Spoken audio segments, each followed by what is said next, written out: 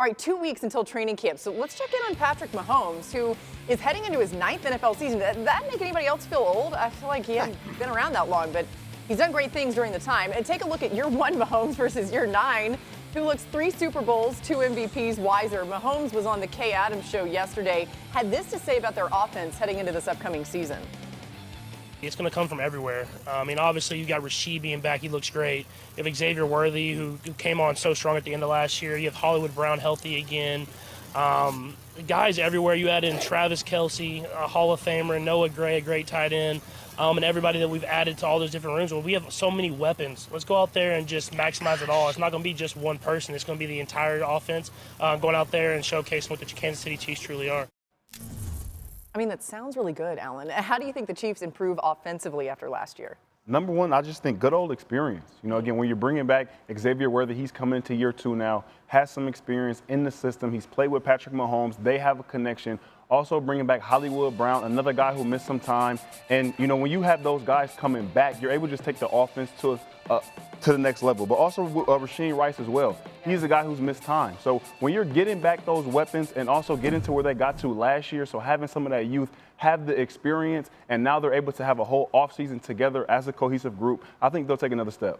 Xavier Worthy was a different player in December, January, and February than he was in September and October, right? And the growth, and a lot of that, the coaches attributed a lot of that to DeAndre Hopkins being there and how much he helped him. So this is a player that they feel can take a big leap. Obviously, Rasheed Rice coming back. Isaiah Pacheco was supposed to be a big part of that offense, and he missed a huge chunk of the season and then probably wasn't fully healthy right when he came all the way back. So I think it's a team that they felt embarrassed by what happened in the Super Bowl. When you talk to people in that building, that's a big thing this offseason, that they really took that to heart. The protection has to be better. Young guys there, too. The guys they've been drafting the last couple of years that they tried at left tackle last year, didn't work out. Yeah. They still think guys like Wanya Morris and Kingsley Suamataia can be contributors possibly at other positions on the line. So it's just about Kansas City. It's always about coaching them up and developing them and replacing the guys that they've lost, like the Joe Thuney's of the world. Yeah, I mean, when you remember all of that, the injuries, everything that happened, it's kind of remarkable they even made it to the Super Bowl. But speaking of that O-line, that was the Achilles heel last season, right? So they went out and drafted offensive tackle Josh Simmons with their first pick. I think a great pick. Take a listen to what Jason Kelce had to say about the rookie. I've watched a lot of these linemen coming out the last few years. This kid, I mean, he is the closest thing I've seen to like a Trent Williams or like a Jason, like that next level, like strength and athleticism. Yeah. The only reason he fell to you guys is because of that quad tendon or patella tendon? Patella injury. I mean, Jason's right. Some high praise, though, D-Wood. What are your thoughts on that comparison? Yeah, listen, I hate to put too much, praise on a rookie coming in, but I feel like he was the best tackle coming out if it had not been for the injury. Think about what happened in the Super Bowl last year against the Philadelphia Eagles. The Kansas City Chiefs got dominated in the trenches. It doesn't matter what type of weapons you have on the outside. If you can't control the line of scrimmage, you have no shot. We saw Patrick Mahomes running for his life in the Super Bowl. Now you bring in a guy like Josh Simmons. I think Josh Simmons is a huge upgrade for the Kansas City Chiefs on the outside. You mentioned all the weapons that the Kansas City Chiefs are getting back in particular. Okay, Hollywood Brown coming back, Rasheed Rice. Right. One thing we talk about the Kansas City Chiefs offense has been lacking, explosive plays. You can't get explosive plays if you can't protect the quarterback. So I think both plays hand in hand, and I'm excited to see this Kansas City Chiefs offense become explosive again. Yeah, Laura, and the Chiefs were kind of one of the most ideal teams for Josh Simmons to land with, not because of their obvious need for more offensive line depth and talent, but also because they did sign Jalen Moore to a 2-year, $30 million deal away from the San Francisco 49ers. Now, Moore was up and down as a player with the Niners, but he gives them kind of a launching pad if Simmons is not fully ready, which Andy Reid has previously indicated should be the case. But it's a major patella tendon injury that he's coming off of. But to the evaluation front, he was the best athlete of any of the offensive tackles, or at least right behind Will Campbell, who went 4th overall to the New England Patriots. He was playing terrific football for Ohio State. He was a player that previously had played some guard before transferring from San Diego State to Ohio State, so he has experience at different positions. He has played now some high-level ball with this Ohio State experience. The question will be just how much his physical form reverts, because I know patella tendon injuries are something that guys have come back from, but when you're talking about a 320-pound athlete, it's a lot different than maybe a wide receiver or a running running back who just does not have nearly as much body mass they're carrying around on every single step. And as you might imagine, they won't rush him back, right? They're going to make sure he's fully healthy before they do any of that. Now, Alan, you've played with a lot of different quarterbacks. When you think about just the importance of protecting a quarterback like Patrick Mahomes, how much of a difference does that make? It makes a huge difference. I mean, snap to snap, you don't want your quarterback, what we would say, see and go. You want him to feel comfortable in the pocket, keeping the dish clean so he can go through his reads. Because as a receiver, you want all options to be open, whether that's first in the progression, second, or third. You don't want him to have to escape the pocket. Now he's cutting down the sides of the field and very limiting his options. A little Sam Darnold reference there. I heard that. I like the outfit, too, by the way. Alan's bringing it, okay? We love it. Right, let's stay in New York, but focused our attention to the other team. The Jets cornerback Sauce Gardner spoke to our Rich Cimini about what it's like having Aaron Glenn in the building, saying, quote, "I know I'm not perfect, but the fact that he's trying to get perfection out of me is what I need because, you know, I've had a lot of success, early success in the league, and the last thing I need is a new regime to come in here and just allow me to be complacent. I'm not saying that's who I am, but it's great to just have those type of guys that are going to demand a lot out of me and just push me in ways that I've never been pushed before." So since winning AP Defensive Rookie of the Year in 2022, Sauce Gardner has done a lot, right? He's taken a step back, though. In his 25% ball hawk rate, his rookie season was the best in the NFL. Last season, it fell to 18%. He allowed over 3 more yards per target last season compared to, in 2024 compared to 2022. He allowed quarterbacks to complete more passes than expected when he was the nearest defender last season. So certainly falling back. Field, how much of an impact do you think Aaron Glenn will have on Sauce Gardner's improvement now that he's taking over? Yeah, Laura, if there is perhaps a downside to being so great so early like Sauce Gardner was, is that there's a human side to that, which is you might think you've got it figured out. And Sauce Gardner has still been an excellent player over the past 2 seasons, but maybe not quite as dominant last year as he was during his first season in the NFL. I hear coaches all the time talk about it's not about how you got here, it's about what you do with your opportunity that matters the most. I'm not sure there's a coach who actually acts that truth more than Aaron Glenn, because it doesn't matter whether you were the first overall pick in the draft or an undrafted free agent. This is a man who entered the NFL as a first-round pick himself. He went on to a very successful playing career, and he still treats all players, regardless of pedigree, like they have to earn their job every single day. We know schematically there's going to be a ton of man coverage because Aaron Glenn loves to dial up the blitz. That should be good for Sauce Gardner, but equally as important in my mind is the daily challenge he will receive from his head coach, who has walked in those same shoes as a former first-round and highly successful cornerback. Yeah, I love what Sauce said about not wanting to be complacent. That's a good sign. Let's talk about the offensive side for the Jets. Of course, the big change was moving on from Aaron Rodgers and the arrival of Justin Fields. Fields has 8 wins over his last 12 starts. He had just 6 in his first 32 starts. He also continued to be a threat with his arm and legs while cutting down on turnovers significantly. That's important for him. He'll look to boost a Jets quarterback room that's ranked last in total QBR over the last 10 seasons.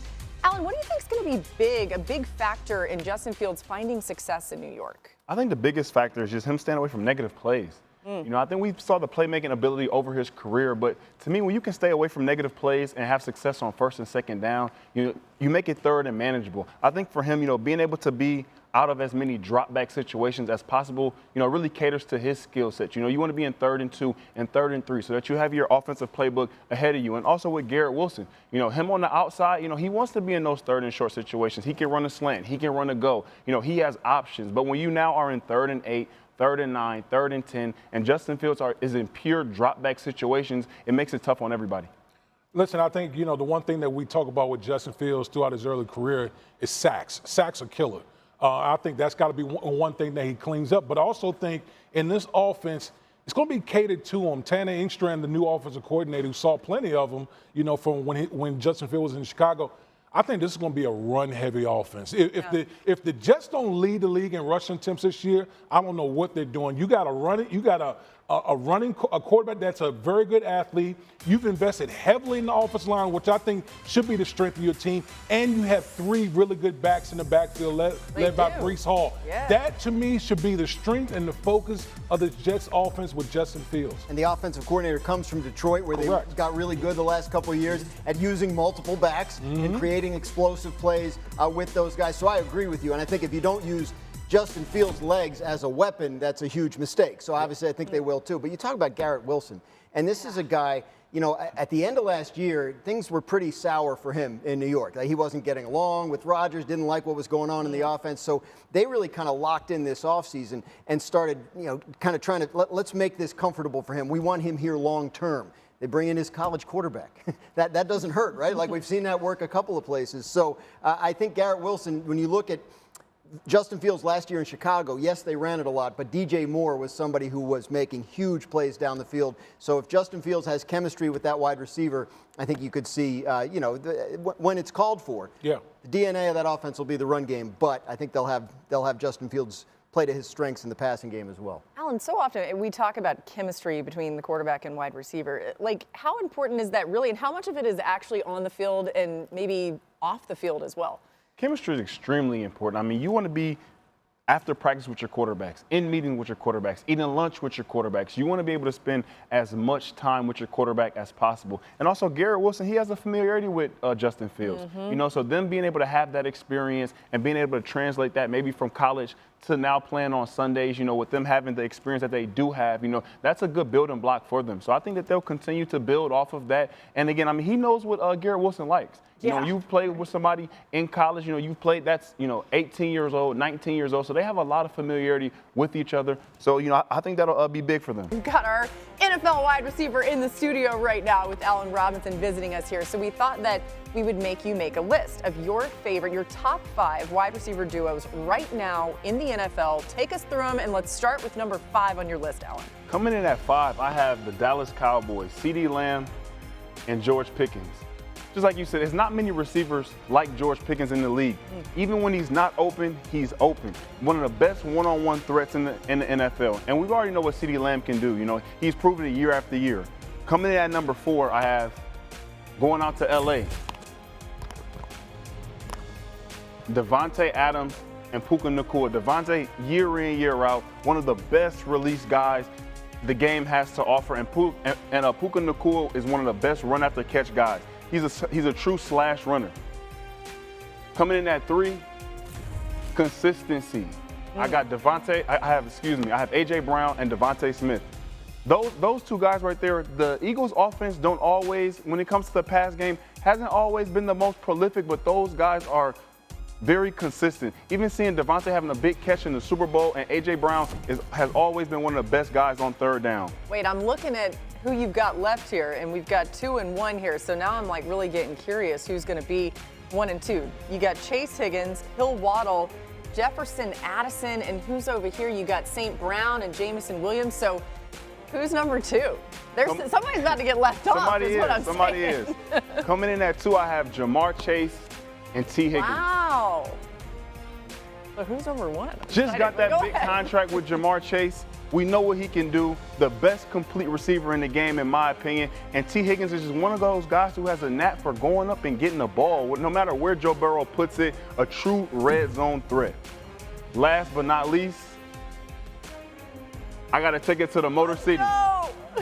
The Detroit Lions receiver duo. Amon-Ra St. Brown and Jamison Williams. The only group on this list to have 2 1,000-yard receivers last season. We know what Amon-Ra St. Brown can do. He's been prolific his entire career, but also Jamison Williams, 58 catches for over 1,000 yards last year. Is not too many people who are doing that in this league. I secretly kind of love this, but D. Wood's coming in. You got something to say about it. Well, no, I got a couple things. Here, a couple things. Number 1, I love the list. I want to see what this duo does without Ben Johnson.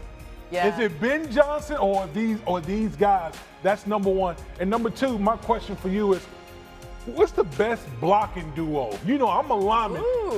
And big explosive run plays happen because receivers block on the perimeter. Which pair would you rather have? And listen, this is no bias at all. This is a part of why the Detroit Lions receiving duo is number 1. When you go click on that tape on Sundays, you're going to see St. Brown and J-Mo digging out safeties. It's the reason why the Detroit Lions run game is so prolific. They also had 2,000-yard backs last year, and it starts on blocking those DBs on the edge and digging out those safeties in the run game. I love that. No Justin Jefferson and Jordan Addison on your list at all. Justin Jefferson is as prolific as they come, but I also think that Jordan Addison, he's still developing. He's still evolving. You know, all those guys that I've named on my list, you know, both of them have had 1,000-yard seasons across the board. So I still think he's ascending. And, you know, we're looking for a rebound year for Tyreek Hill and Jalen Waddle, but, you know, two great groups as well. I love it. All right, so look at the Lions right there. A lot of familiarity, of course, with Allen. Best receiver room in the league. This duo right there, but it's really good. And if you don't like his list, send him a tweet, send him an Instagram. Find me on Twitter. Find him on Twitter, let him know. Still ahead.